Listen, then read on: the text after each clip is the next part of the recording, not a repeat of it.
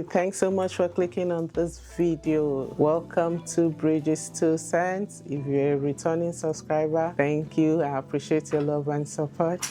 If you're a newcomer, please don't forget to like, share, and subscribe. Today we're talking about tips that keeps your marriage going. Actually, no one is perfect. We're all here to learn. So if I miss out on anything, you can just comment below. And if you don't agree on anything I say, feel free to leave your comment. The number one thing I'll be talking about is praying together. Yes, no matter your religion, prayer, they say, is the key. And a family that prays together will definitely grow together and stay together. So you guys should please try and pray together as a family. It helps a lot. The number two thing is respecting one another. Yes, you just have to respect your partner no matter what. Respect, they say, is earned. If you respect your spouse will definitely respect you. You don't do that. Aside using foul languages, you respect each other's spaces. That is part of respect. You respect each other's spaces, you respect each other's decisions. Like for an example, if your spouse should explain to you that after the day's work, he needs 30 minutes me time to himself or herself before trying to catch up with whatever went on for the day, I believe it is your duty to respect that 30 minutes me time he requested for. Yes, I have a friend that told me that he explained to his wife that after each day's work, he just needs 30 minutes me time to himself, to get himself together. And the wife respects that. So after the 30 minutes, the wife can come and they can gist about all that went on for that day, which is good. It's like respecting the spouse's space. He needs 30 minutes me time. She's giving him the 30 minutes me time. If you know your wife likes to take a nap at a particular time and she doesn't like being disturbed when she's taking a nap, please give her that time to take the nap. Even if you're back from work early, you don't have to wake her up. Let her observe her nap. Then later you can catch up with her. If you're hungry, you can as well help yourself. Like there's food in the fridge, you help yourself, you microwave something or you snack on something. Let her just have that time to observe that nap. So it's like we try and respect each other's spaces, each other's time. Then the way we approach one another also goes a long way in building up our relationship. The number three thing is knowing your spouse. How well do you know your spouse? Do you know the color that your spouse like? Or do you know what they feel comfortable in, what they like wearing, the sort of food they like eating? Do you know where they like visiting, what they like doing in their spare time? Those things goes a long way. How well do you know your spouse? Like in a situation where a man is traveling and is like, babe, can you handle this project while I'm away? If the wife doesn't really understand her husband, she will not know the decision to make when handling the project.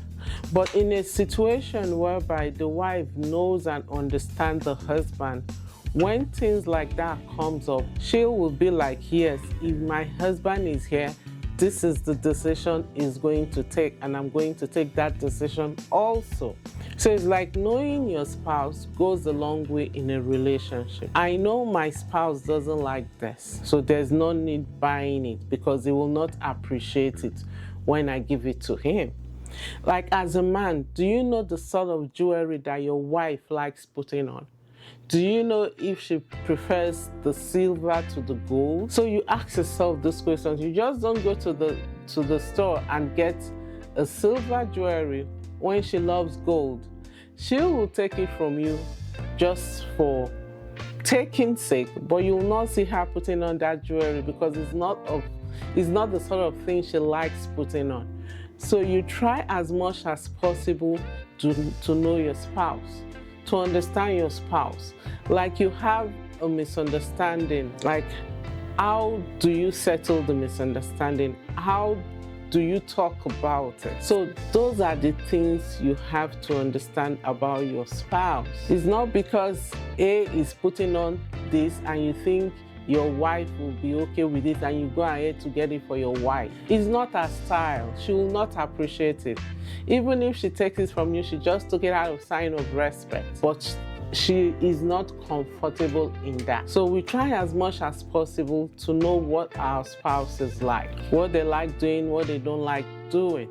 With that, the relationship will grow. The number 4 thing is you are not running a rat race with your spouse. Yes. I've seen situations whereby the couple is like a competition who contributes more into the family. That is very wrong. It's not a competition. Whoever is bringing more, yes, try and support that person, because once is good for A is good for B. If it's the wife that is bringing more, my dear, support your wife. Don't feel down or don't feel less of a man that your wife is bringing more financially. If your wife is bringing more financially, give her all the moral support she needs, because everything is going into the family. It's like what she's bringing in goes into the upkeep of the home, the children, and all that.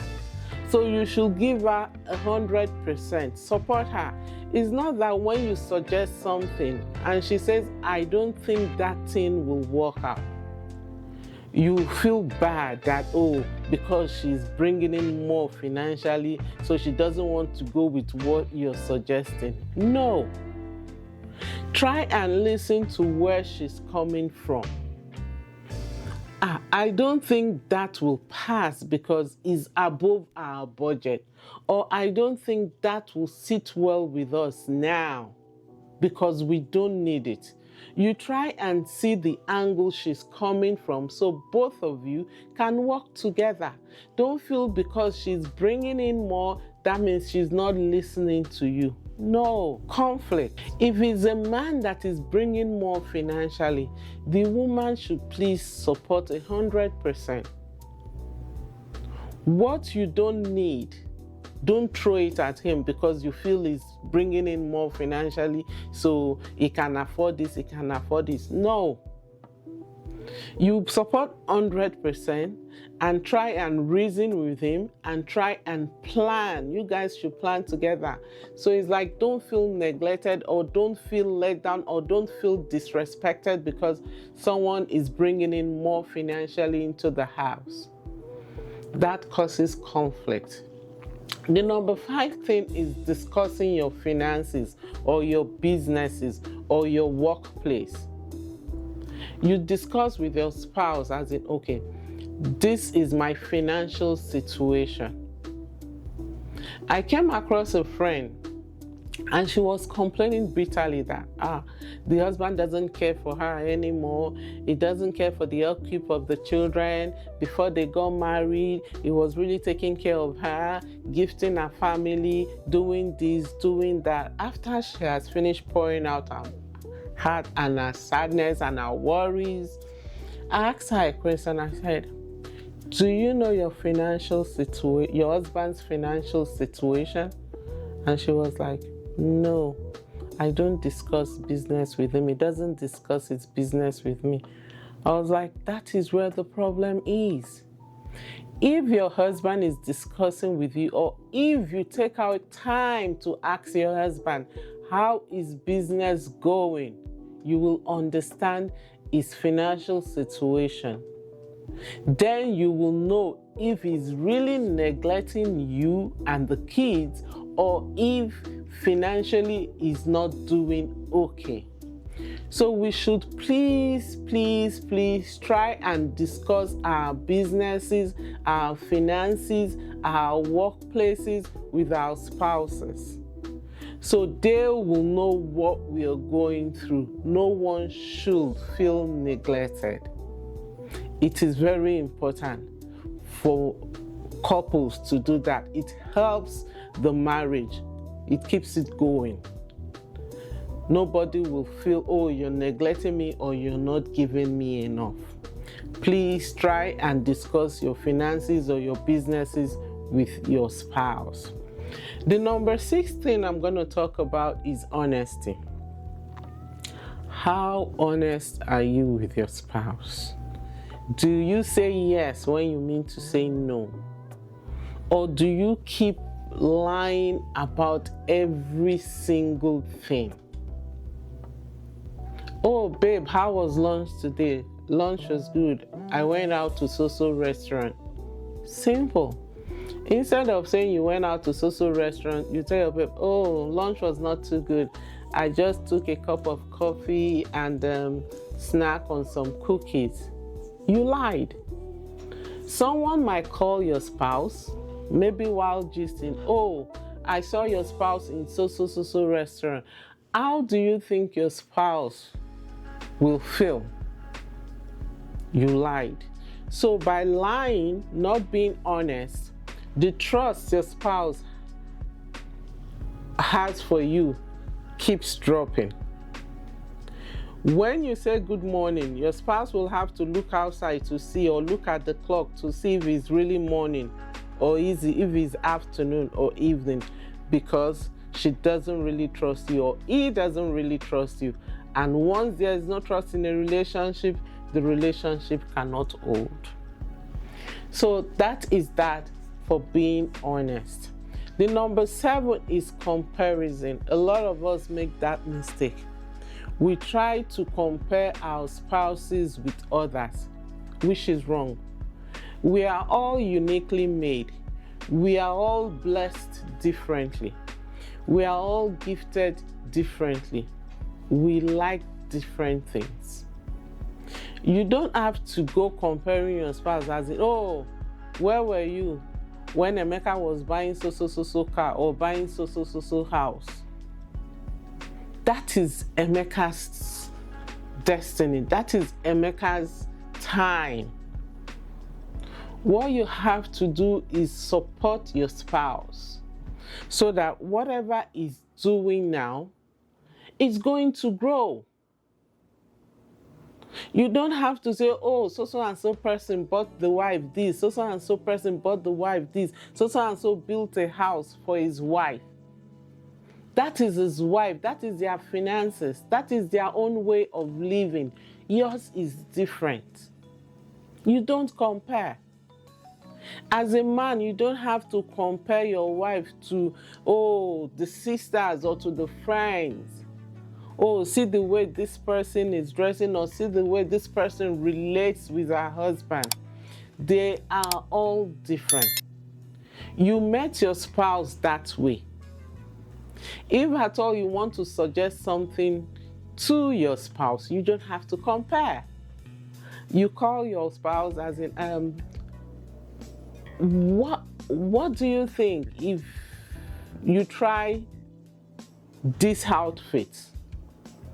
Or you try this hairdo? Don't you think it will look good on you? You are not comparing. You're trying to suggest something, and that will make her feel better. But by the time you start comparing, it's like to her you feel you don't love or you don't like her the way she is. So we should please stop comparing.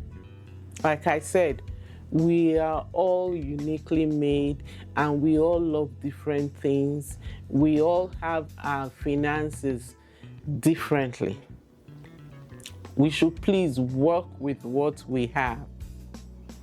It helps couples to stay together. Then the number 8 thing is making decisions together. Do you guys make decisions together? It's not a matter of I'm the head of the house, so I have decided. No. At times your decisions can be wrong, totally wrong. And it can just collapse everything you guys have worked for. If you think of something, or you think about something, or you're thinking of doing something, why don't you discuss with your partner? Try to get their own picture on what you're about to do. Like, let's set an example here. Maybe you're trying to go for a vacation with the family. Yes, it's a good thing. You guys want to go for vacation. It's very good. You just don't go out there and buy tickets or go ahead and make plans for the vacation. The thing is, you call your partner. This is what I'm suggesting. What do you think about it? Maybe your partner will now tell you as in, I don't think our finances can do that this time around.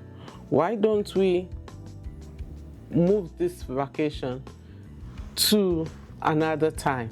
Yes, it's like you did not think about the finances, as in the impact the vacation will have on your finances. But while you discussed with your partner was able to think ahead. Yes, it's not that we cannot afford it. We can afford the vacation, but this vacation is going to affect keeping up with the children's school fees. You see, now both of you will now decide, okay, what you said makes sense, let's move it forward. Or you want to go somewhere, you're invited maybe by your parents to an occasion, or okay, you guys should come for dinner. You just don't accept the invitation without discussing with your spouse, because you don't know what she has planned. Okay, I've heard mom, I've heard that, but I have to discuss with my spouse. Getting home, this is what happened. My parents said we should come for dinner so and so day. Definitely should go through our calendar, or he will go through his calendar to see if he's free. Then you guys will make the decision together. Okay, I think I'm free that day. Call your parents up. Let's fix a date. Yes, we're free. We'll be coming for dinner. You make decisions together. You don't force your spouse to where they don't want to go to. Or you just don't go ahead and accept and expect your spouse to just accept it like that without knowing what she has on her schedule. So we should please try and make decisions together concerning finances, concerning the children's school and their upbringing. Then the number 19 I'm going to talk about is family first. No matter what we do, we are now a family. You have your immediate family with you. So anything you want to do, remember your family first. Your spouse and your children come first. An example is this. Don't get me wrong, I'm not saying you should not help your parents or your siblings. What I'm saying is this: everything has to be planned.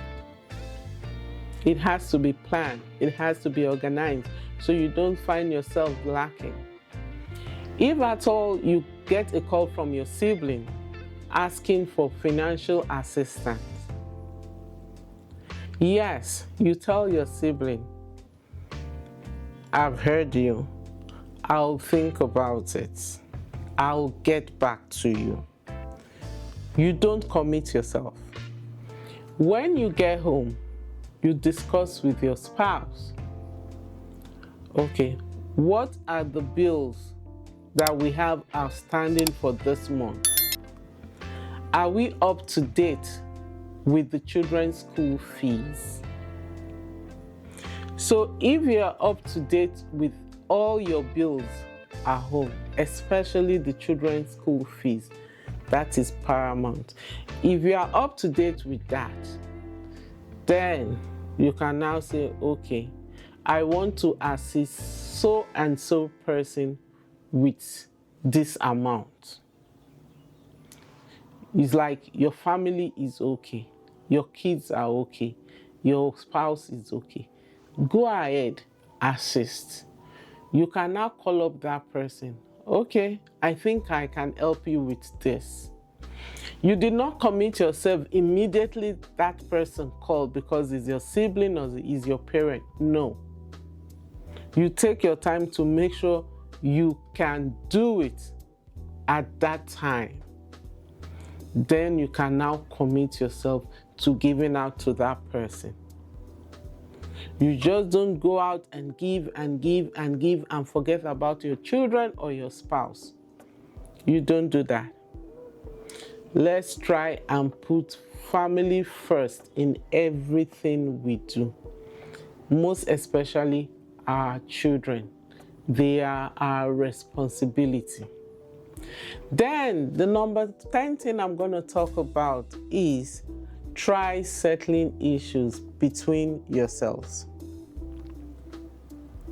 You want your marriage to last. You want your marriage to work. Please try and settle issues between yourselves. We all have misunderstanding. The tongue and the teeth, they fight. At times you see yourself biting your tongue.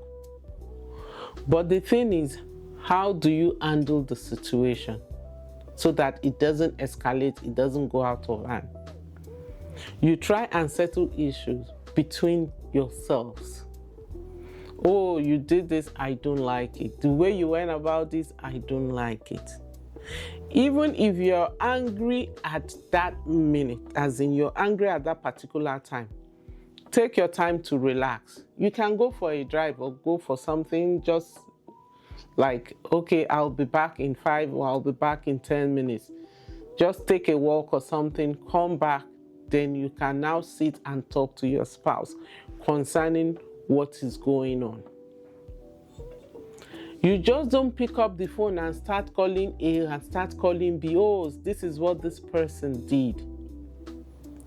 The way they will handle their situation or their misunderstanding at home is different from the way you will handle your own misunderstanding, because we are different.